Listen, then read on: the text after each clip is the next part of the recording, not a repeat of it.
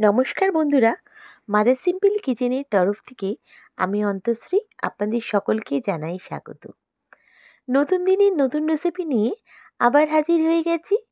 আজকে আমাদের রেসিপি একদম হালকা পাতলা সজনে ডাঁটা দিয়ে শুক্তো।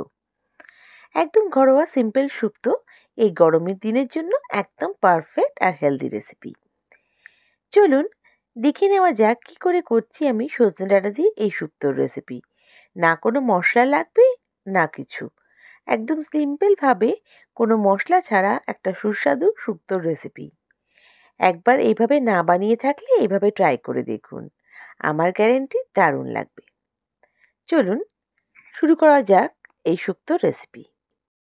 এবার প্রথমে কড়াইতে আমি পরিমাণ মতন সর্ষের তেল দিচ্ছি। তারপর আমি এখানে অ্যাড করে দিচ্ছি বড়ি। আমি এখানে বড়িগুলোকে ভেজে নেব।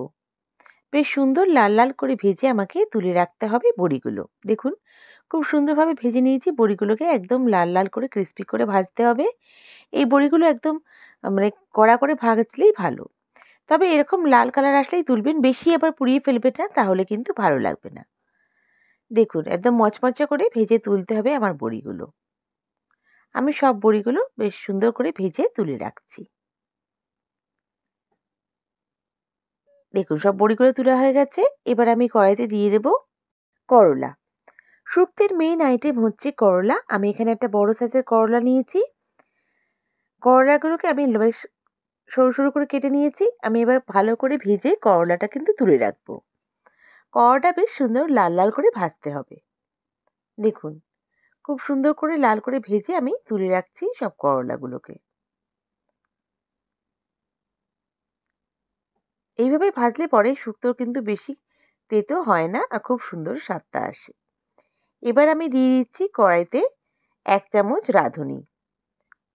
শুক্তোর মেন মশলা হচ্ছে রাঁধুনি। এই রাঁধুনি দিলে পরে শুক্তোর টেস্টটা কিন্তু একদম খুব সুন্দর লাগে। এইভাবে না করে খেয়ে থাকলে একবার এইভাবে ট্রাই করুন, আমার গ্যারেন্টি দারুণ লাগবে। এবার আমি এখানে দুটো বেশ মিডিয়াম সাইজের আলু কেটে রেখেছি। আমি এখানে ছোটো ছোটো টুকরো করে কেটে রেখেছি। আপনারা আপনাদের চয়েস অনুযায়ী কাটতে পারেন। দেখুন আর দুটো তেজপাতা আমি অ্যাড করে দিলাম। চাইলে আপনারা রাঁধুনির পরেও তেজপাতাটা অ্যাড করতে পারেন।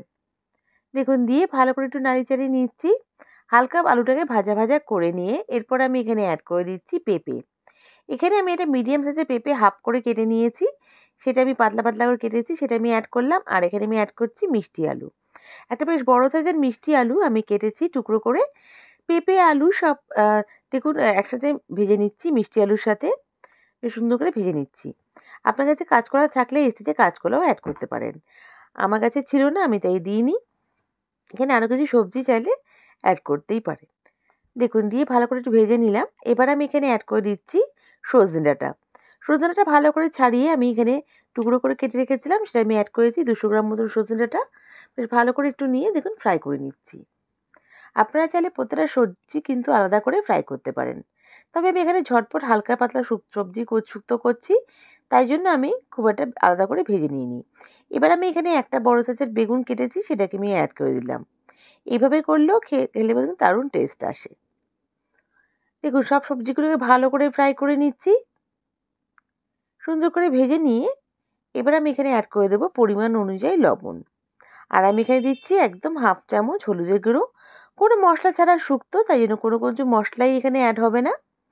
আর এখানে আমি দিচ্ছি এখানে সামান্য পরিমাণে চিনি, আমি এখানে 2 চামচ মতন দিচ্ছি। আপনারা আপনাদের স্বাদ অনুযায়ী অ্যাড করতে পারেন, তবে শুক্তোটা একটু মিষ্টি দিলে কিন্তু ভালোই লাগে।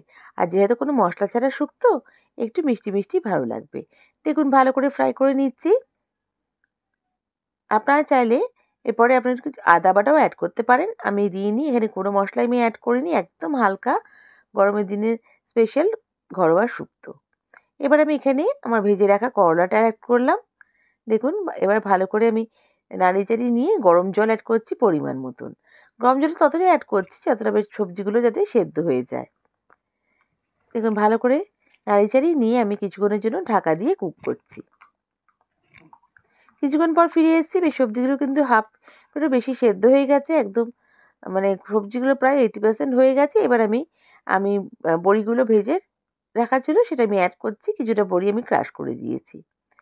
এই অবস্থায় কিছুক্ষণ আমাকে আবার কুক করে নিতে হবে। দেখুন জাস্ট কিছুক্ষণ আমি কুক করলে পরেই কিন্তু আমার রান্নাটা রেডি হয়ে যাবে। দেখুন এবার আমি অ্যাড করে দিচ্ছি, সব সবজি সেদ্ধ হয়ে গেছে। জাস্ট সার্ভ করার আগে আমি 2 চামচ ঘি অ্যাড করে দিলাম। ঘি দিলে পরে শুক্তোর টেস্টটা দ্বিগুণ বেড়ে যায়। আমার ঘরোয়া হালকা পাতলা শুক্তো একদম রেডি।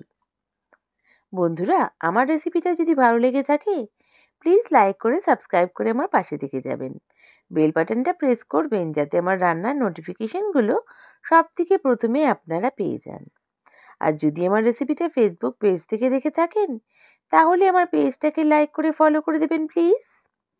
আপনাদের এক একটা লাইক কমেন্ট আমাকে মোটিভেট করে নতুন নতুন রেসিপি নিয়ে আসার জন্য।